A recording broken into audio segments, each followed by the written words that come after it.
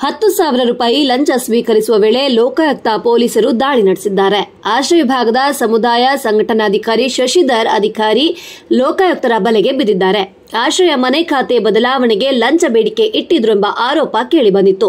ಇದರ ಮೇರೆಗೆ ಮೊಹಮ್ಮದ್ ಆಸಿಫ್ ಉಲ್ಲಾ ಎಂಬುವರಿಂದ ಲಂಚ ಸ್ವೀಕರಿಸಿದ್ದ ವೇಳೆ ಶಶಿಧರ್ ಅವರು ಲೋಕಾಯುಕ್ತ ಪೊಲೀಸರು ಬಂಧನ ಮಾಡಿದ್ದಾರೆ.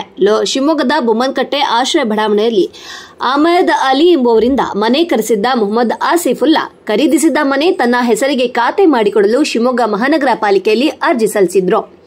ಇನ್ನು ಇದೇ ವೇಳೆಯಲ್ಲಿ ಖಾತೆ ಬದಲಾವಣೆಗೆ ಶಶಿಧರ್ ಅವರು ಲಂಚದ ಬೇಡಿಕೆ ಒಡ್ಡಿದ್ರು. ಸ್ಥಳ ಮಹಜರ್ ಮಾಡಿ ದಾಖಲಾತಿಗಳನ್ನ ಪರಿಶೀಲನೆ ಮಾಡುವುದಾಗಿ ತಿಳಿಸಿ ಲಂಚದ ಬೇಡಿಕೆಯನ್ನ ಒಡ್ಡಿದ್ರು. ಲಂಚ ಬೇಡಿಕೆಯ ಸಂಭಾಷಣೆಯನ್ನ ಮೊಹಮ್ಮದ್ ಆಸಿಫ್ ಉಲ್ಲಾ ವಾಯ್ಸ್ ರೆಕಾರ್ಡ್ ಮಾಡಿಕೊಂಡಿದ್ರು. ಈ ಬಗ್ಗೆ ಶಿವಮೊಗ್ಗ ಲೋಕಾಯುಕ್ತ ಪೊಲೀಸ್ ಠಾಣೆಯಲ್ಲಿ ದೂರು ದಾಖಲಾಗಿತ್ತು.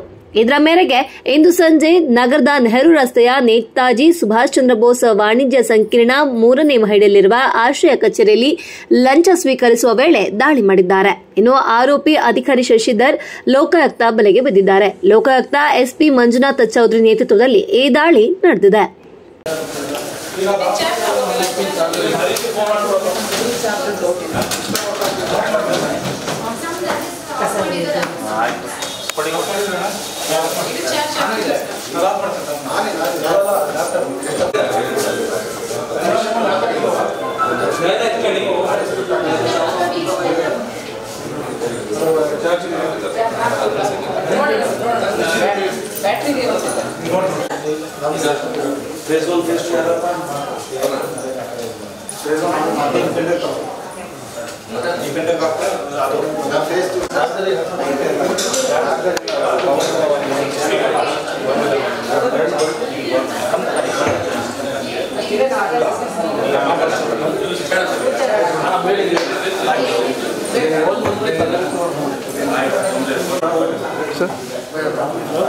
ಸ್ವಲ್ಪ ಪ್ರೊಸೀಜರ್